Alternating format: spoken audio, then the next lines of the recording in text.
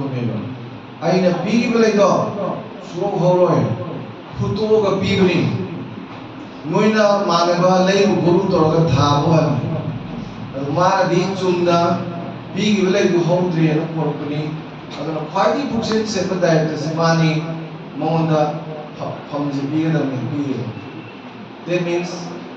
ꯍꯧꯖꯤꯛꯇ ꯈ꯭ꯋꯥꯏꯗꯒꯤ ꯃꯔꯨꯑꯣꯏꯕꯁꯦ ꯍꯧꯖꯤꯛꯇꯕꯨ ꯈꯪ ꯍꯩꯕ ꯀꯅꯥ ꯂꯩꯔꯣꯏꯗꯣꯏꯅꯣ ꯃꯇꯤꯛ ꯆꯥꯗꯕ ꯀꯅꯥ ꯂꯩꯔꯣꯏꯗꯣꯏꯅꯣ ꯂꯣꯏ ꯈꯪꯅꯤ ꯂꯣꯏ ꯍꯩꯅꯤ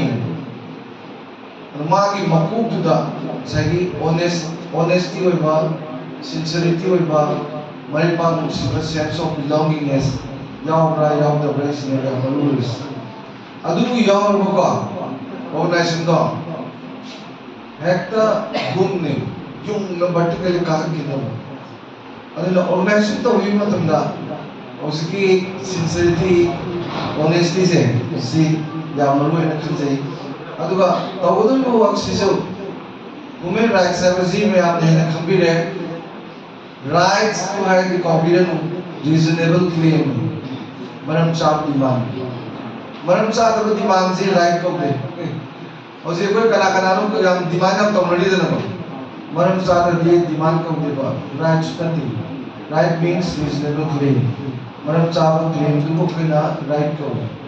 ada karigi masi darkar orino moi apajna hai ko without this no one can attend their self in the democratic system habidi kana ko amata sigi hak si yaudana democratic system da mi oi nahi bunga moy aduna fundamental right it's very fundamental for the development of each of the individual aduna it's known as fundamental rights in form